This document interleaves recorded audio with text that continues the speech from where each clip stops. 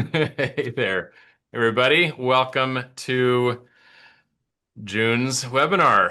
It's amazing to me how fast the year goes. All the years go. Yeah, all the years. That's really the theme for me over the weekend. My oldest son just graduated from college. I was just telling Beau about that. It's kind of I can remember changing diapers, just seems like not that many years ago. But indeed, it is June, and we are here for another webinar to talk about fast tracking jobs, becoming more efficient with orders and everything after you win a purchase order and you're ready to start kicking it off in the shop. There are some fantastic takeaways here, and I am incredibly grateful to Beau Darcy for joining us. Beau, welcome, and thank you so much for being here today.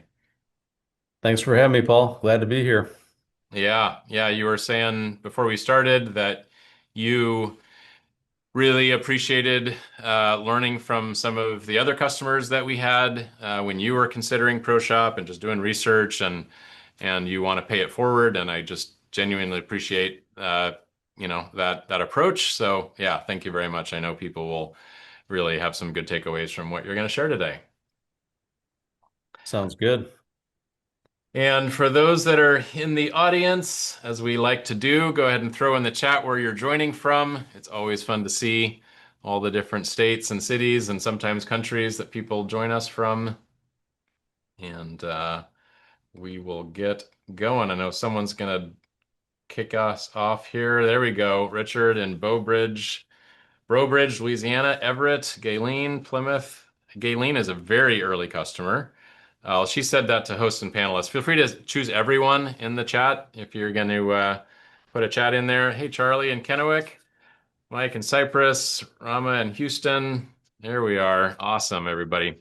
Okay, fantastic. Well, we have a lot to cover, so let us get into this. But Beau, let's start by giving a little bit of background on you and Quadrant Tool Manufacturing. Yeah, for sure. I grew up in the Chicagoland area. I'm an engineer by trade, mechanical engineer. I've been in manufacturing for most of my career, and almost 3 years ago, started the journey in CNC manufacturing. My wife and I acquired Quadrant Tool in Schaumburg, Illinois, BioHair Airport, um, almost 3 years ago. It was a 60 plus year old business, and there was an opportunity to be the first non-family member to be part of the company. So we joined and jumped in with both feet. And Quadrant is about 25 employees, and we do really high precision work, a lot of milling. We also have turning, mill turning, surface grinding, wire EDM. We do complex assemblies in-house, and we are, thanks to ProShop, AS 9100 certified. We've been ISO for a long time. ProShop helped us make the jump to AS, which has been a great part of the journey and much easier than I would have ever guessed to get there. So I can't thank ProShop enough for lending a hand on that front. Oh, you're so welcome. That's fantastic. Yeah, you and I sort of, I guess, got to know each other a little bit more when we did a panel. Was that at IMTS? I think that was. Yes. Yep. And I was just blown away by everything you'd done since you acquired the company. I was like, holy cow, this guy's like riding a rocket ship here. So it came out, you were kind enough to host us to do a video at your shop. I think Sarah can probably share that link. Um, but yeah, beautiful facility. You definitely do very complex assemblies. It's cool to see that. See your shop floor with all the computers everywhere. Definitely will want to talk about your approach to doing that because I think you kind of have come up with a sweet spot for computers, which everyone always has questions about. But let's get into our agenda. We'll talk about the challenges you're facing because of paper and others, either older systems going paperless, how that's impacted speed of orders, knowledge sharing, job tracking, the improvements in on-time delivery, and then ultimately the culture shift that happened through all of this. And then some takeaways. We'll do some Q&A at the end. So please get your questions ready. As if you have them as they come up, try to put them in the Q&A section of Zoom rather than the chat. It's just a little easier for us to track them. And we will get into it here. So, Beau, tell us a little bit about the challenges you were facing prior to bringing on ProShop, just what you bought into when you bought this 60-year-old company. Yeah, the image here definitely does justice to what we struggled with. It was a very heavy paper system, extremely manual as well, and without any automation at all in the administrative process, it was just really slow, hard to get information, really hard to get accurate information. Um, So the idea of going from this sort of old school paper-based system to something that's more digital or completely digital was really one of the main objectives in switching to an ERP. We had historically had an ERP in Mhm. place. It really hadn't been used. The story that you hear so many people share. Um, so it wasn't much of a tool. It was sometimes almost somewhat of a hindrance, I would say, and then tons and tons of paper that would flow alongside that. So the paper component of it was priority number one for us, and then just solving that problem really handles lots of other issues that would come up on a daily basis, from how do you turn around quotes fast enough? If a customer calls checking on an order, how in the heck do you get a real status update for them? And even just having confidence in our costing to be able to, when we sent a quote, to have confidence that that was going to be a good job, we were going to make money on that job. There were a lot of wait and see moments, or sort of hold your breath and hope for the best Yeah. moments, and you wouldn't know until the end. And at that point, obviously, it's way too late. So many challenges that I know lots of other legacy businesses carry, and I'm sure that my struggles are shared by many still out there trying to find the next best way to handle those. And that was ultimately what led us to ProShop. Yeah, thank you for that. And Sarah did put the link in the chat, so pull up that link and maybe watch it after we're done here. It's a great video. So when you bought the business, did you, even before closing on it, you plan to, was your plan to sort of upgrade the systems and really bring some more modern technology to the operation? And that was part of your strategic vision for it? The technology for sure, and automation in particular, was an area where there wasn't a lot of that in place on the shop floor. Mhm. And like so many people, you think of automation, you're thinking of robotic arms or pallet pools. And so I had all of those things on my project list so that as soon as we closed on the business, I could really quickly get into making some of these improvements. Um, Funny enough, the administrative side of automation was something that didn't really occur to me in the beginning. And I feel like you have to get into it and feel the pain in order for it to become obvious that it's such a huge need. Yeah. And again, I knew in the process of analyzing the business that they had Job Boss was the old ERP system in place. They'd been using it for a long time. So you start to envision, well, there's all this data. This is going to be super helpful. It'll make things so much easier for us as a new person coming in. Then when you get into the data, it certainly worked well for the previous owners and they Mhm. had their system, but it was hard to translate that to other people. Certainly new hires, even myself coming in as a newbie, it wasn't intuitive to a new person. And if you want to grow a business, obviously you're going to need to bring on new team members. You need a system that can be picked up quickly and easily, and frankly that can be taught. And I had a hard time learning the system, let alone trying to teach it to somebody else. Got it. Yeah. Now, speaking of people and the last two bullet points here, I imagine you had, being a 60-year-old business, you probably had people that had been there for possibly decades, and had a ton of information in their heads. And then you're probably also facing, retirements in the next few years and really wanting to, get a younger workforce in and sort of build up that next generation of leaders. Can you just talk a little bit about that? Absolutely. Yeah, that the tribal knowledge thing is a real killer, and I know that we struggle with that internally. We had in the past, we, still to some degree will for quite a long time. It takes a long time to get that knowledge all exported, if you will, into ProShop. But even just getting started on it, not having to ask a question every 5 minutes, not having to make a mistake to figure out that that print wasn't ever fixed on Rev B and that there was some issue with it that, one guy knew about, but nobody else knew about. Hmm. Even tricks with purchasing, certain type of material had to be bought from a certain vendor. Otherwise, we knew we would have issues with it. And that information was never written down anywhere. So, um, not only does it make life less stressful and easier for the people that are trying to learn this stuff and pick it up, but man, does it make things move fast on the shop floor when all of that information is teed up. And we do a lot of repeat work at Quadrant, parts for years and years. And it's so great to invest the time to set that kind of information up so that it doesn't help just one more time. It's going to be amortized over hundreds of orders over the course of that part's life. Um, Sure. and just having a place to put that information in an organized way is really worth its weight in gold. Yeah. Well, that is great. I think you're leading us right into the next section here, and that's actually going paperless. So let's maybe just dwell for a moment longer on the before. When you got an order, what was the process you had to go through every time?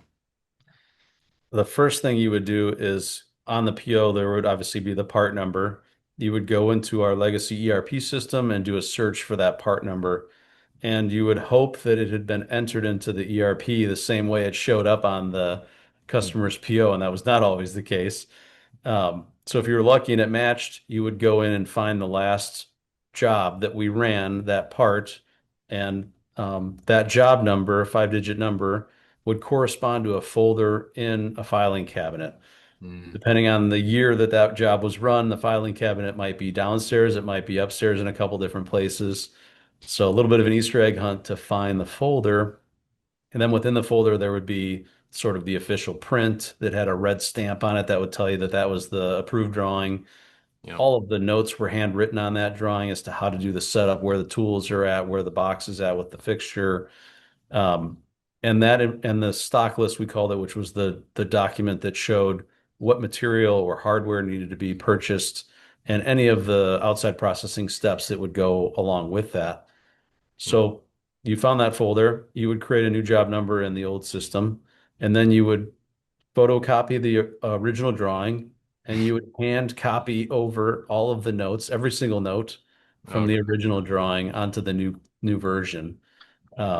Same with the stock list. You'd have to handwrite all of the dimensions of the material, how much to buy, where to get it from, what services would happen. And anytime you have a process where poor penmanship can make or break an entire project, uh, hmm. you know that there's a problem, and that was the case for us. So again, worked great for many, many years with previous owners, but with new folks coming in and trying to figure it all out, there had to be a better way to do it. And once the drawing was red stamped and all the things had been written on it and the stock list had been moved to a certain folder holder in the office and the drawing had been moved to a folder holder in the shop, um, then you were sort of holding your breath, and hoping that it would ship before the customer called to ask where it was at.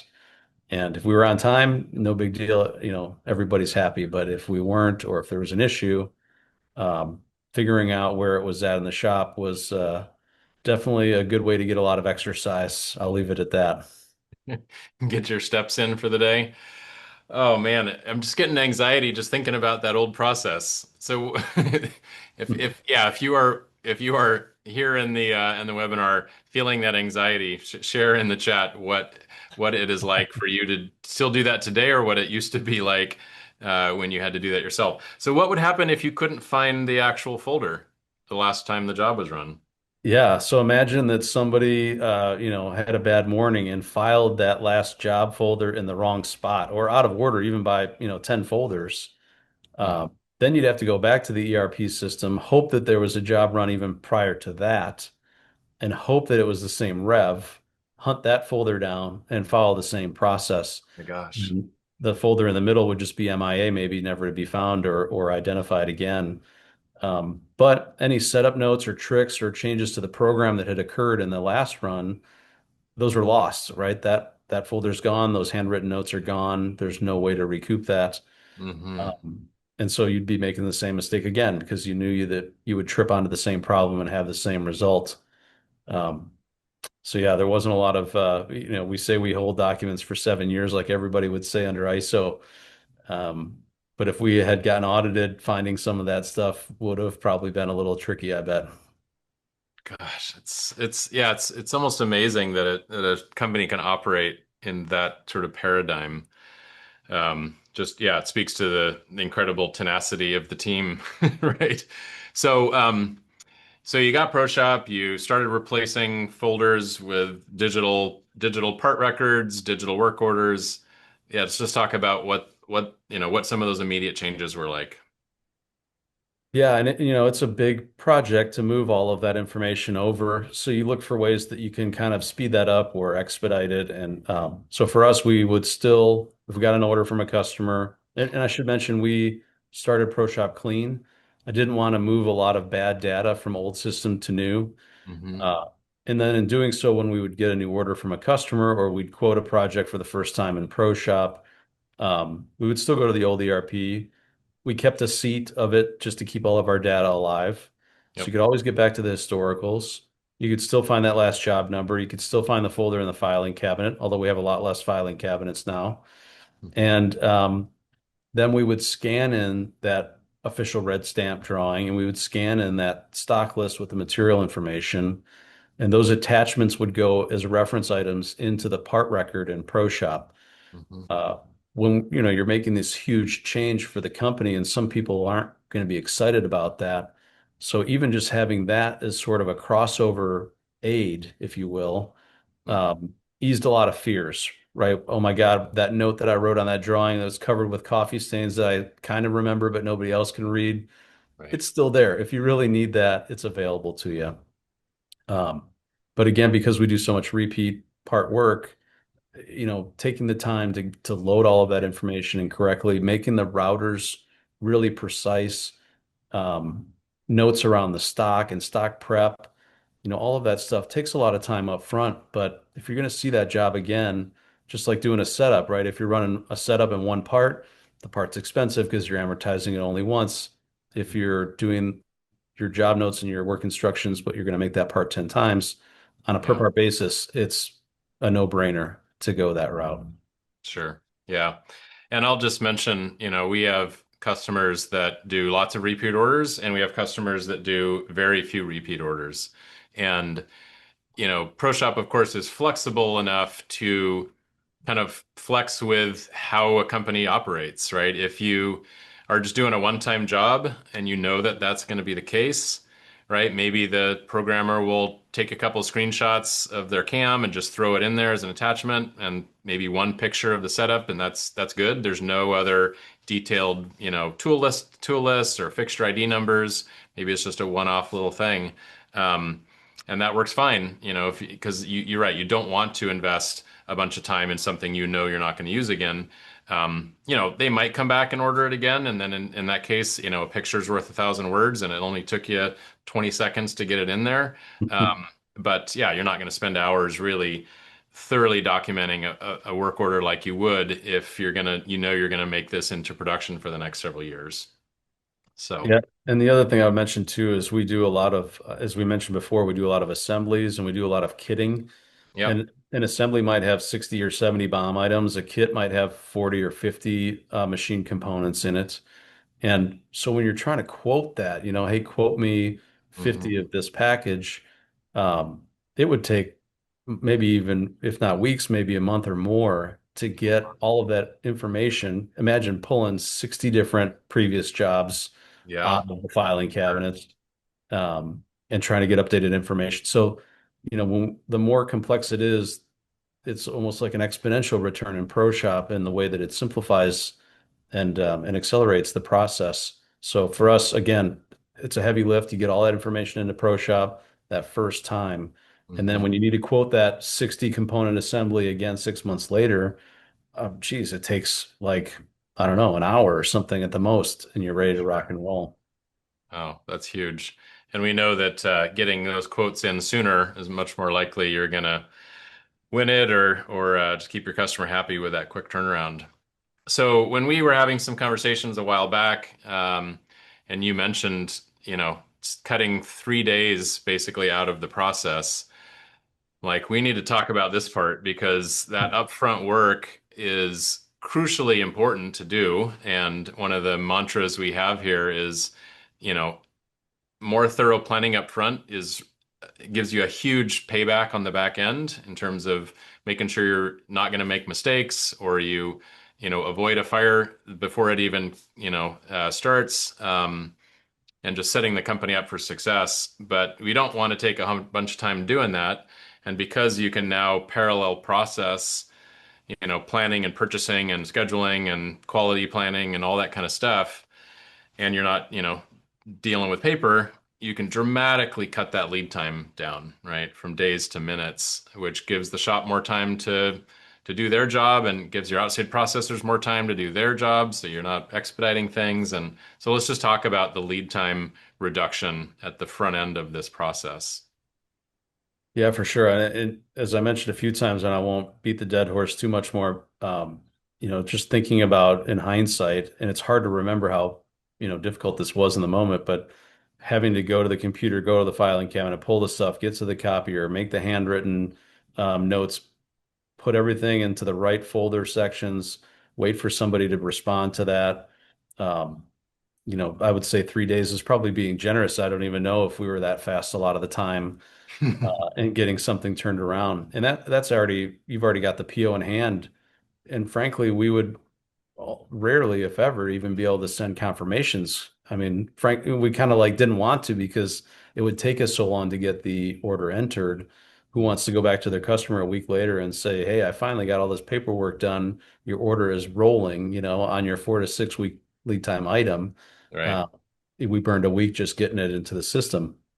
So the this new process in ProShop, again, the way we do it at least is we invest the time on the estimating side. Hmm. So even if it's a brand new part we've never seen before, we throw an estimate router together, we throw the material information in there. And as you said, now in parallel, we have our account manager is kind of gathering up all of the non-machine time, so outside processing, in the router, all that information gets entered at the same time. Purchasing is out there quoting material and outside processes. As soon as they get data, they're plugging the numbers in and also attaching their quotes so Yep. that there's a record of where that came from. And then again, in parallel, our operations manager is looking at the where the rubber hits the road. So which mill are we going to run this on? How long is the setup going to be? And what's my cycle time likely to be Hmm. on that part? So folders aren't going from desk to desk and waiting in sequence. They're Right. happening together. And what's great then is if there's a question on step three, you're not restarting at step one. It doesn't go back to the first desk and Sure. start over again to get processed. So now that you have all that information in on the estimate, again, for a new part, and you get that order, one of the things I love about ProShop is it all connects. Everything is linked, and you can move information from one spot to the next, basically with that plus button, the one button in the corner of the screen. Yep. So you convert your estimate to a part, you enter your PO, it links to the part, it's connected to the estimate. You can see the quote, everything jives. Um, and at that point, if the attachments are all there in the estimate, like your approved print, Hmm. and the picture of the part, which has been hugely helpful for our team to be able to visualize what it is that they're working on. Um, I mean, we're really down. I mean, 30 minutes is a lot of time. It's really a few clicks if Hmm. you front loaded all that information the way that we believe you should. Yeah. And there's nothing cooler than getting a big order, like a big, 2-page PO from a customer. And before the end of that day, having the confirmation form sent back to them. Everything is in, price is confirmed, deliveries are confirmed. You're good to go. We'll see you in 6 weeks. Like that just instills a lot of confidence, I think, in customers that maybe with other vendors aren't hearing anything, or again, they're waiting 6 weeks to find out that there's going to be a problem. Yeah. Yeah. Yeah. Oh, you just said so much good stuff there. I know we've had other webinars, videos where, clients have shared that, they get an order from their customer, a couple clicks before it's created, And then almost instantly, their manufacturing team is already starting to look at it and like pull up the drawings, and like their programmers are on it within an hour and just like thinking about how they're going to fixture it, and just, and it just, yeah, that visibility, and sort of democratizing all of that, just is so fast. And yeah, then so you're reliably doing those order confirmations at this point? Yeah, we have a weekly meeting. I sit down with my account managers and sort of our quote unquote sales team. And Mhm. we have some dashboards that ProShop provided for us, or global queries. We call them dashboards, and some that we've created ourselves. And we just pull all of them up. We hold control and click, click, click all of the different links in Chrome so that it opens a bunch of different tabs. And then Mhm. we just flip through each tab. And if there's something on those lists, that means that there's some kind of action or follow-up that needs to take place. Mhm. Some weeks we go through them and there's nothing on any of them, and everybody's done a great job, and we high five and get back to work. Mhm. One of the ones we look at is customer confirmation having been sent. Right. And so if something's on that list, that means we didn't get the confirmation form out. And either there's a reason why and we can talk about it, or it was just a, mistake and we can send it right away. But nothing goes more than a week without having that confirmation sent over. And that's pretty rare anymore that it even goes that long. Right. Yeah, yeah. And you'll probably, I don't think I'll get in too much trouble from product, because I think we've already seen the release notes, and maybe I think it's in the next release, but you talk about your assemblies, you might have 60 part numbers. You've probably used the auto create work orders button on the customer PO. We now have auto create parts. So if you have 30 estimates for a brand new assembly you're making, you can just click the auto create parts and it'll create all 30 part levels automatically. And then click the auto create work orders, and that process for onboarding a big new assembly will take seconds instead of, possibly an hour or so. And even little tweaks, one we saw recently that you guys updated was, if we do a quote and we send out, there's a quote with 10 different SKUs on it. Each SKU has different quantity breaks. And then you get the PO and maybe there's only two things on there. Hmm. It used to be either manual to enter that, or you would convert the whole thing and delete out the lines that you didn't win. Yes. Now you Now just you select just the ones yes, yeah. that. And that's you think about the curve, right? Going from this 3 days to 30 minutes, maybe less. That's a huge shift. But then when you get to 30 minutes, like the story doesn't end there. I want to get to 28 minutes. Well, here's an example where we probably shaved 3 minutes off. We're at 27 now. How do we get to 25? In the name Hmm. of continuous improvement, you're Absolutely. only going to get one huge machete swipe at this thing, right, to take 2.5 days out. Then after that, you got the scalpel and you try to nick and nick and nick and nick until you get things down where they're, really flowing fast. Yeah, that's fantastic. Thank you for sharing that. Speaking of sharing, let's talk about this process of capturing institutional or tribal knowledge. You already mentioned that you take the time to really put a pretty solid, estimated router kind of, job plan together. So that is flowing down to your team, really what the company expects, the way this will go, the time expectations, you know, you have an idea how much margin you expect to make on it. Um, but let's just talk about how you've been able to share that knowledge, get it really into the system, and maybe how that's enabled you to, hire some new people and get them up to speed faster as well. Yeah, in the office and the shop both, but in the office to start, specifically on the estimating and quoting sides, historically that information was kept really close to the vest. So there weren't really other folks that understood, what the shop rates meant, what was included in them, how Mhm. much margin is built into that number, if any. Um, in ProShop, we went with that 301 method, so it's sort of the maybe the more difficult to set up, but once it's set up, it parses out information so nicely and in so much detail. And maybe you don't need all the detail every time, but it's always there if you need it. Mhm. And so then, getting fully loaded labor rates, your machine rates really dialed in, your overhead burden rates, like you get all that stuff figured out. And then really anybody in the office, frankly, can see in the notes for a customer what our target margin is for that customer in general. And then they get to the bottom of their cost breakdown page. There's the one number that they, toggle and get it so that the margin is outputting where we want it to be. And Hmm. that's it. Then it says there, price per part. Here's your number. You click the plus button that I love, and it turns it into the quote. Yep. And we have sort of a saying internally that we make rocket parts, but it's not rocket science. And this is a great example of that, where if the upfront work is done right, then the day-to-day work becomes really, really easy. And nothing's bulletproof, but it's pretty close to that. Hmm. Um, in the shop, thinking about machine setups at all levels, from setting up the laser marking machine for part marking to setting certain, setting up ink for ink marking parts to setting up a big mill. It's helpful across the board. What we've been pushing on lately is we have one of our most senior machinists will set up a job the first time. They'll go through, make all of the instructions, connect into the fixturing module, Hmm. and tooling, and then they'll take as many pictures as they feel like they need to, and then they'll finish the job. And if the numbers look good and we did well on that order, then we leave it the way it is. The next time that order repeats, we'll have a more junior level person take a crack at it. Hmm. And we tell everybody, like, the instructions are there. It was written by somebody else, so there's always a little bit of trying to read between the lines, but do your best. If you really hit a wall, you know who wrote it. Just go ask that person for whatever this missing piece of information is. Hmm. And if it's something that should be in the instructions, then we'll update the instructions.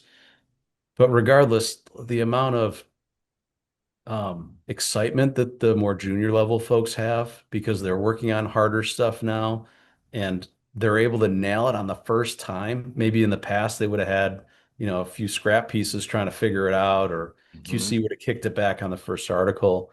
Yeah. Now they're nailing it, and Hmm. that instills a lot of confidence, and you can see people start to move up the skill ladder much faster. Hmm. Oh, that's huge because if you're like most shops I hear from, finding and recruiting and retaining and then making productive people with, not as much skill as they would hope because there's not a lot of highly skilled machinists just waiting for looking for jobs right now. That really moves the needle in the ability to hire someone with maybe a great attitude and some aptitude and getting them productive a lot faster than you could otherwise, which probably means you're going to retain them and they're going to be making you, profitable jobs a lot faster.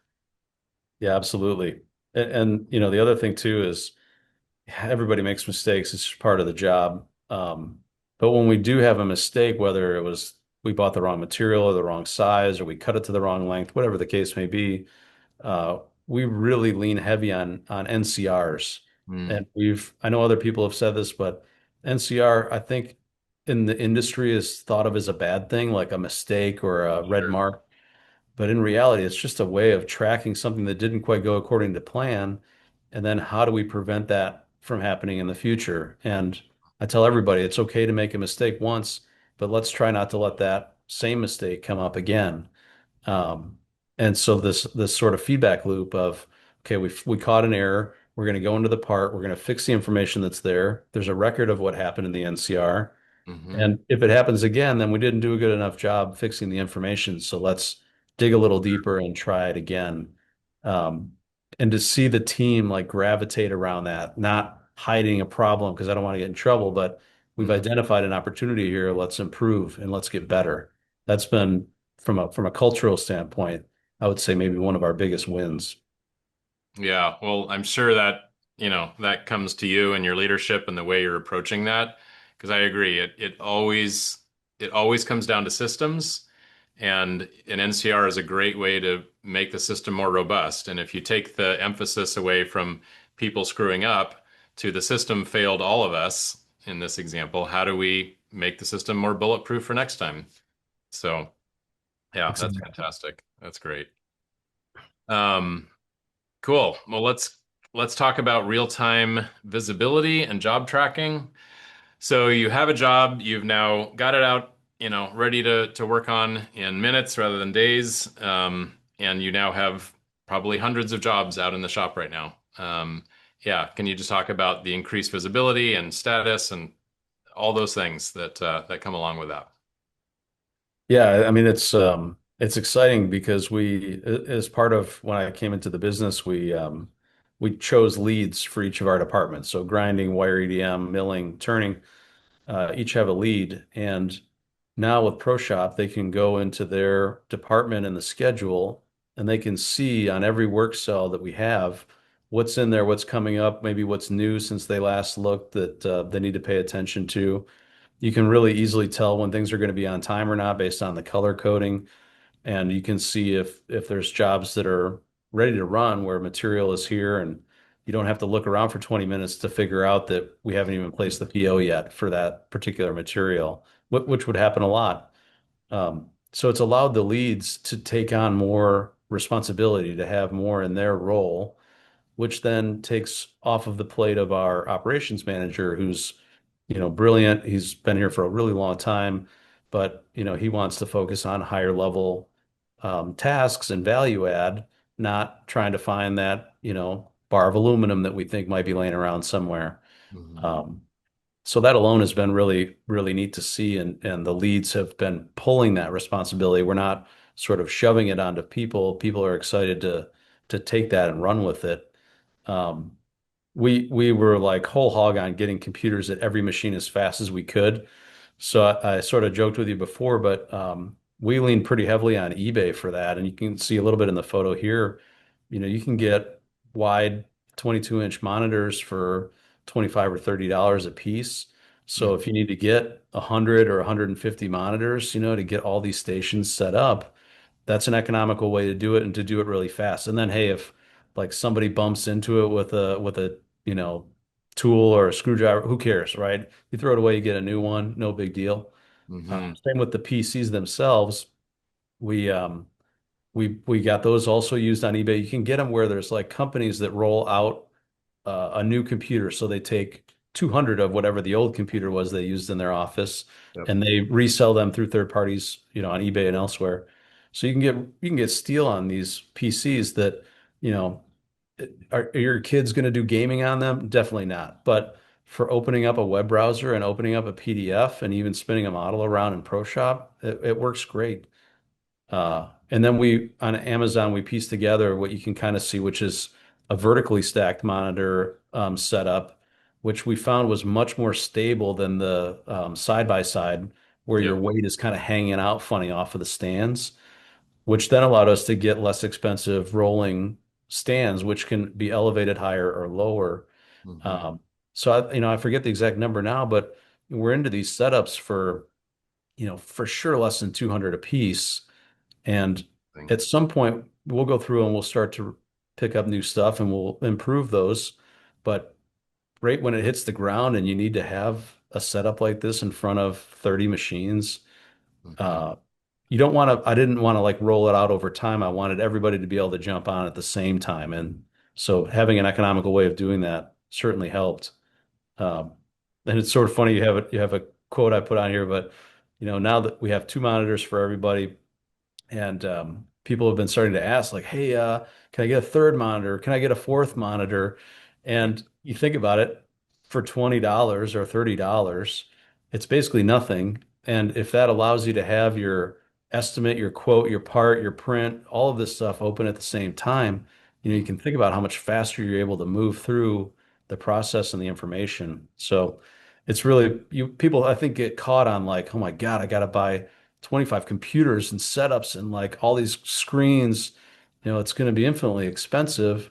And for sure, that shouldn't be the thing that slows you down, because there are really good ways of getting a lot of that computer horsepower up fast Mhm. without having to spend a ton of money. Yeah, thank you for sharing that. I was super impressed when we did the shop tour, and I was like, wow, this is just like such a out of the box way to think about it. Because you're right, this often is an obstacle to people feeling like they can roll it out all right away, and doing it more in stages, in which case you have areas of the shop with that disadvantage of not having that real-time data all the time. Um, Yeah. but I will say, even if you do pay full retail for a computer, um, and your cash flow allows that, we had a customer, and I think Sarah can drop the link, do some basic ROI calculations of having a dedicated computer at every machine. And they, if I'm remembering correctly, they figured that, even spending $500 or $600 on a setup, the ROI was like 3 weeks, right? Mhm. If you can just keep people at their machine more often, with the exact information they need, and they're not leaving to look for files, look for folders, look for drawings, go ask people questions.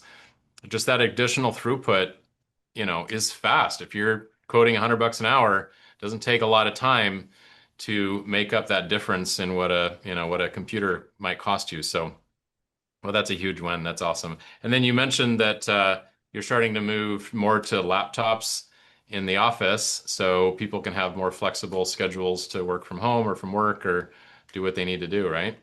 Yeah, for sure. I mean, historically, we have, a local server. A lot of our files would be like if a customer sent a drawing, we would save it on the server. And there was remote desktop for certain people, but we would get a lot of access. So we were careful about unlocking that for everybody. Now with ProShop and we use QuickBooks for accounting and other cloud-based tools, you really just need to be able to get on the internet. Hmm. So it made sense to go to the laptops, which we're just rolling out now. And I mentioned earlier, but we just started summer hours a couple weeks ago. Yeah. The shop's doing 4 10s, so they have every Friday off. And the office is doing 4 9s and then a half day on Friday. So on Friday, a lot of people are peeling out at, 11 a.m. or 10:30, depending on when they start. So I've been thinking that, man, it'd be great if on Friday for the office, I still want some coverage. So if customers have questions or if there's an order that comes in, we can jump on it right away. We could do that stuff from home. You don't necessarily need to be in the office. And if there's nobody in the shop that you need to interact with, then work from home on Friday mornings makes a lot of sense. Uh, and I've heard from lots of people, current employees, other folks at other companies, but I know work from home has sort of fallen out of favor holistically, to some extent. However, I do think a little bit of that goes a long way, and it's certainly a differentiator in our industry, and not a lot of people even consider offering that. And I guess the last piece, and Paul, you mentioned this before, but God forbid there's ever anything crazy like COVID that happens again, this would enable you to have your entire team working remotely and Yeah. not miss a beat. So I'd rather be prepared for that and never have to worry about it actually happening than to have it happen or something like it and be scrambling to try to figure out again how do you deal with that situation. Hmm. Yeah. Yeah. Yeah. Before we went live here, we were talking about that, and we had some customers during COVID that just didn't really skip a beat in terms of the office and quoting and estimating and planning and purchasing and quality planning. They all just kind of went to their homes and did their work, and they could all chat in real time and share dashboards and, see that stuff digitally just flow through just like they were sitting in the office. All right, so your obviously tracking has gotten much easier. You had mentioned before again we went live that you have some customers that trigger an automatic email every week for job status of what's coming up within the next week, or within it's a week out from delivery. And you used to not be able to have enough time to respond to those, and now you reliably are just turning around those status updates as fast as they come in. Yeah, for sure. Yeah, we get it's an automated email through, I think, an SAP system when there's something that is meant to ship within a week that they haven't received or received tracking on. And we would just delete them. Frankly, if there was something that we happened to know off the top of our head, there was an issue, we would reply. Otherwise, we would never be able to keep up with that volume of order status checks in the old system. You'd have people walking around full time in the shop just looking for where's this job at? How much more is left to go? When will it be finished? Um, so instead, we kind of chose to ignore it. We had our second biggest customer. They sent us an Excel spreadsheet every week, and the expectation is we'd go through and update it on lead times and what inventory we were currently had available for them, and then they could pull from that. And same deal, we might turn that around every 4 to 6 weeks for them, depending on how busy we were. Whereas now we get it every Wednesday. They have it back on Thursday, Friday at the latest. Uh, and some of it we're even able to create reports directly out of ProShop now. So we just send the report that kicks out of your system. That's really the dream, and we're trying to work on more of that. Yeah. Uh, but quick answers. I mean, everybody on ProShop talks about this example where a customer will call you and say, "Oh my God, this job just got pulled up. I didn't catch it until today. Is there any chance we can ship this in the morning?" And without even setting the phone down, I'm in ProShop, I'm in their PO, I'm in the work order, and it shows me what the anticipated completion date is. To be able to give that answer over the phone, I mean, there's are not a lot of shops out there that can do that. And that's a brownie point that you win, for Yeah, free with the customer, uh, absolutely. that will for sure get you a look at something maybe you would have got passed over on otherwise. For new orders. I think it creates so much trust and such a good relationship. Yeah. It's been incredible. Yeah. I mean, I always talk about your business operating system as one of your best sales tools, and that's a great example of like a real world scenario where you're just instilling more trust and making you being an easier supplier to work with than another supplier that cannot offer that. Right? So that's awesome. So the things you've been talking about, cutting out lead time, everyone has better visibility. You can see status. Folders aren't going missing, so you don't realize you actually aren't on time for something. Just talk about the improvement in your on-time delivery, what it used to take to even hit 65 versus what it now takes to hit 90 plus. Yeah, I mean, sadly enough, 65 is a guess. There's no way to know Yeah. where we were at, and certainly not like month to month as a metric. But that's kind of what it felt like. Half the time we were on time. In ProShop now we can see that data. We can set goals and we can hit those. And it's helpful because if you do happen to slip below whatever your target is, the information is there to diagnose that, figure out what happened. Was it just one order? Is it everything? Was somebody out sick for a week? You can identify if it was a one-off thing or if it's something systemic that you need to look at. Um, but I mean, if you think about the sort of snowball in a good way, you are on time, so your customers aren't calling asking for updates. They're not upset. Your account managers aren't frustrated. They're not running around bugging your operations manager, who's now upset and frustrated, who's yelling at a machinist, who's yelling at the stock cutting guy that cut it wrong. Like all of that anxiety and stress goes away. And Hmm. then it almost becomes, I don't ever want to say too easy, but it becomes easier in a sense where folks are like, man, it just feels like we're not, that busy right now. What's going on? It's like, well, we're moving the same amount of stuff. It's just less stressful. And I Sure. think people historically have associated stress with the health of the company because if you were busy, you were stressed. Now that correlation's not there anymore. Mhm. Uh, and that's something we're working on right now as a team is like, hey, it's okay. This is great. We're still getting things out the door and we don't have to pull our hair out to do it. Yeah. Yeah, when we first launched ProShop and we brought on that very first customer, South Aero Marine, that was our biggest machining customer at the machine shop, Pro CNC, we did a video with Rich and he talked about how their team was just scrambling all the time. And the term he used was they were just barely able to keep their head above water, right? They're just treading in water. And just that visual of like frantically trying to keep your head up, but not succeeding a lot of the time. Yeah, like you said, is just stressful. And so on the flip side, we had this at our shop. Someone would come in and like do a tour, and there's just like it's like quiet, like there's no one walking around, or they're just walking around, here and there, and it's like, are you guys busy right now? It's like, yeah, actually, we're setting a record this month for new revenue. It's like, well, what's everybody doing? They're adding value. They're not running around. They're not, trying to, put out fires. They don't need to run across to ask people questions 100 times. They're just everything's smoothly flowing, and it just, yeah, it feels good. And even just knowing, like for everybody to know by looking at the work order, what our due date is, our ship date for that order. If Yeah. everybody knows it, you can't help but be working towards that goal. If you don't have any idea, ship tomorrow or 5 weeks, who knows? Yeah. then you can't fault people for not having any urgency when there should be. How would they know? Yeah. Yeah. Yeah. And you've mentioned a couple times now in this webinar that your team is now really more empowered than ever to act on the behaviors that will help drive on-time delivery and improvement and profitability. And you talked about how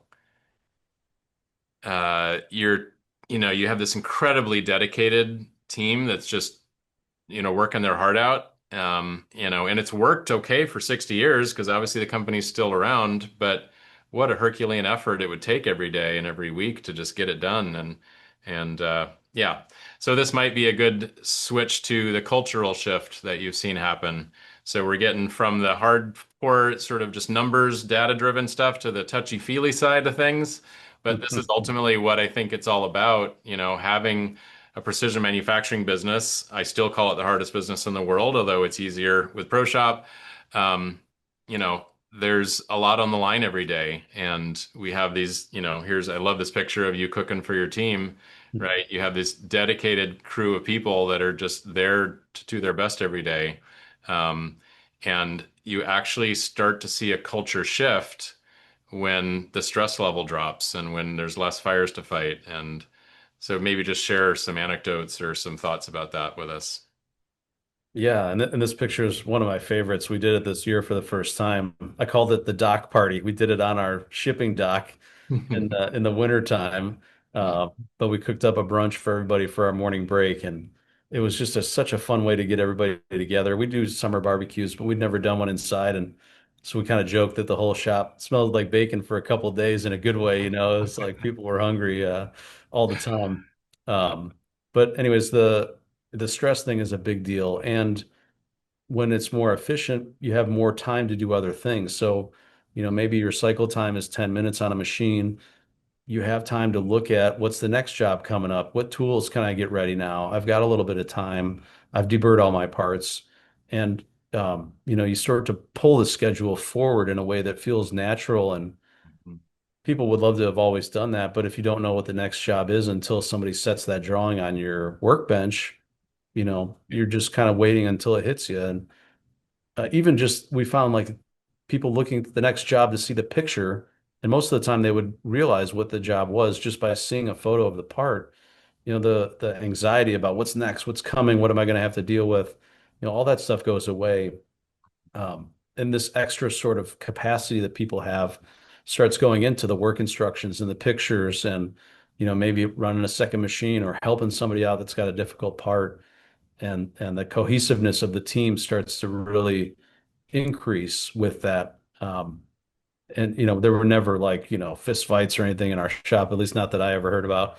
But you could certainly feel the stress and the tension sometimes between people. I Yeah. haven't really noticed that in the last year. I feel like because of ProShop is a major driver of that. And happier. We're at work 8, 9, 10 hours a day, like more than you're awake at home. Yeah. Why go somewhere every day that you hate or that you just get there and can't wait to leave? Hmm. So if we can create an environment where you enjoy being there, you know, it's a fun place. People are having a good time, but we're getting our stuff done. That's the dream. That's the holy grail. I mean, really, frankly, that's why I wanted to own my own business and be able to set that kind of culture so that I could do it the way that I thought would be best and would be fun and enjoyable for everybody on the team. Oh man, that is so important, Beau. And the thought I'm having as you say this, bringing it back to our mission statement of, delivering software to make meaningful improvements to our customers and in turn their communities. Like, I think that's what you're doing, right? You're making a better work environment so your employees are going home a little less stressed, a little less on edge, possibly. I know I had a customer on the Manufacturing Transform podcast recently, and he said his wife saw a noticeable improvement in just the mood he came home from every day, right?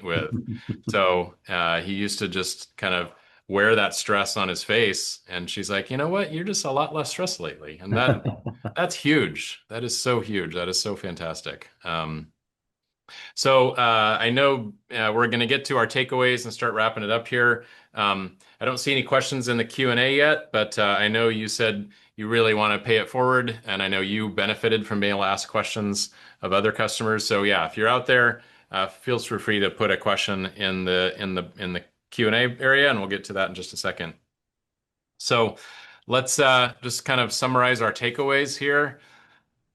Obviously, you did have some systems, but they were kind of isolated, not really connected. Maybe just talk a little bit about the benefits of that integration.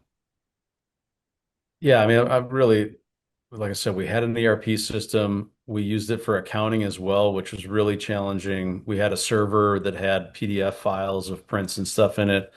We had an Excel file that was sort of like the schedule. It didn't really help you predict when things would start and finish, but it gave you the order of what was running and what would be next on each machine. Mhm. Um, Only certain people could update that, which was its own challenge.